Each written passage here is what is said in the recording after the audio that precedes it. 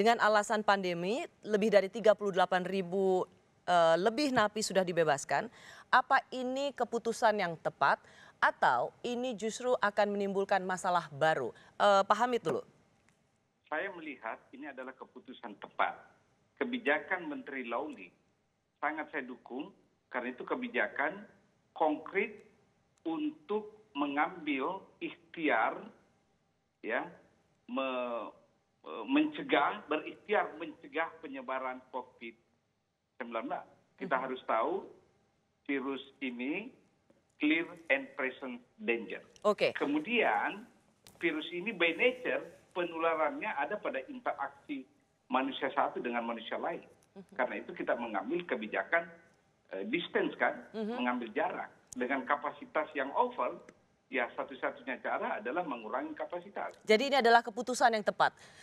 Sangat tepat. Saya ke Pak Ahmad Yani, Anda seorang advokat. Anda melihat ini keputusan tepat atau ini justru akan jadi bom waktu? Menurut saya argumentasinya yang tidak tepat. Alasan yang dibuat juga tidak tepat. Kalau tidak mau kita katakan ngawur seperti itu. Di mana ngawurnya? Kenapa? Kalau kita menyatakan bahwa takut ada pandemi COVID, kan yang menular pandemi itu bukan dari lembaga pemasyarakatan. Yang menular itu yang dari luar, yang dimungkinkan berinteraksi dengan warga binaan. Karena sepanjang kita tahu warga binaan kan steril ya dari COVID ini sendiri. Jadi argumentasi yang menyatakan bahwa ini dalam rangka untuk COVID menurut saya tidak begitu tepat. Kalau alasan argumentasinya ada overkapasitas, ini sejak zaman dahulu udah overkapasitas.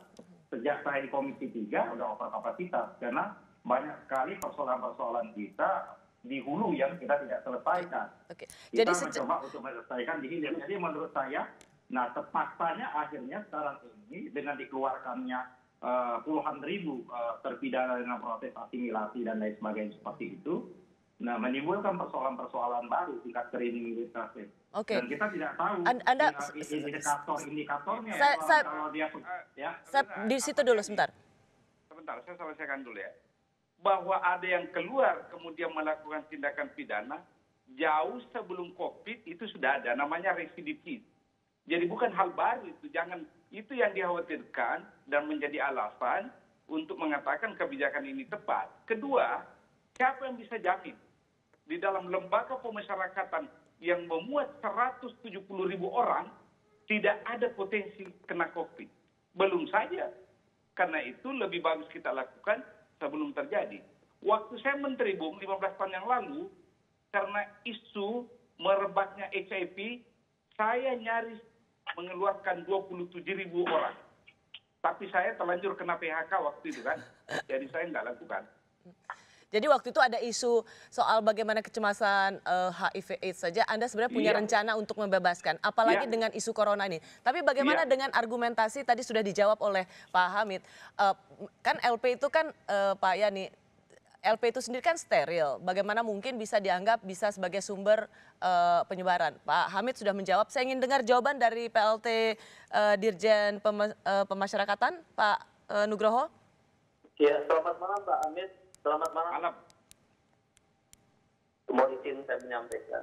Ibu Rosi. Bahwa kalau lapas steril tidak mungkin. Karena lapas ditafsirkan mesti ada program kunjungan. Besok namanya. Lapas ditafsirkan ada yang keluar masuk karena diundang untuk sidang di pengadilan. Kan gitu. Lapas ditafsirkan ada yang keluar masuk untuk para pembina pemasyarakatan. Lapas ditakdirkan ada keluar masuk petugas pemasyarakatan. Nah, begitu. Jadi pertanyaannya bagaimana itu dibatasi? Yang pertama kali dibatasi adalah bagaimana ini sudah semacam MOU antara kami jajaran pemasyarakatan mewakili Kemenkumham, kemudian Kejaksaan Agung, kemudian Mahkamah Agung untuk dilakukan sidang by telekonferensi. Sudah dilakukan ini. Sejak kurang lebih awal Maret itu sudah dilakukan itu. Awal Maret, iya betul awal Maret.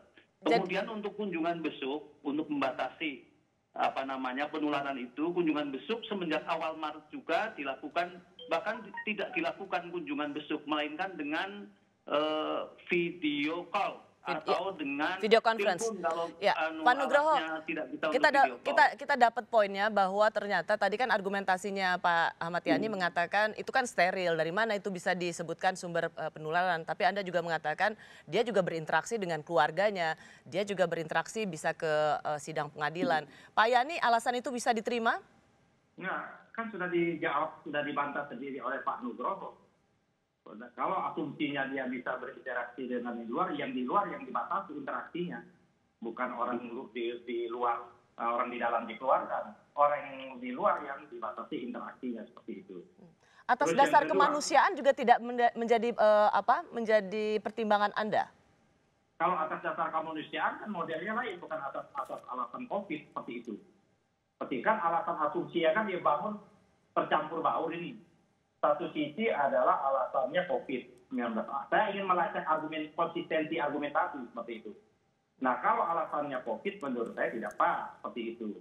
Kenapa? Karena itu bisa yang namanya pembatasan. Orang yang dari luar tidak boleh ke dalam, bisa sedemikian rupa, apalagi kunjungan dan lain sebagainya itu kan bisa dibatasi sedemikian rupa. Tapi itu juga sudah bisa dijawab argumentasinya oleh Pak Hamid Awaludin yang juga pernah menjadi Menteri Hukum dan HAM di era Pak SBY bahwa siapa yang bisa jamin? Ini kan upaya antisipasi, siapa yang bisa jamin dengan ribuan orang yang bersama-sama di satu tempat? Ya kan memang mereka tidak punya potensi. Selain interaksi tamu, kunjungan, Anda harus tahu bahwa tiap hari itu suplai makanan harus masuk. Yang membawa makanan itu masuk siapa? Nah gitu loh. Ada struktur tentu di dalam pemasyarakatan itu yang membuka peluang. Halo? Ya, silakan. Jadi Anda mengatakan tidak steril-steril amat kan di dalam penjara itu? Tidak bisa dibilang karena mereka ada di situ. Karena tetap saja ada interaksi dengan mereka yang menjadi support system. Contoh paling simpel, suplai makanan. Siapa yang bawa suplai makanan masuk? Kan dari luar kan? Iya kan?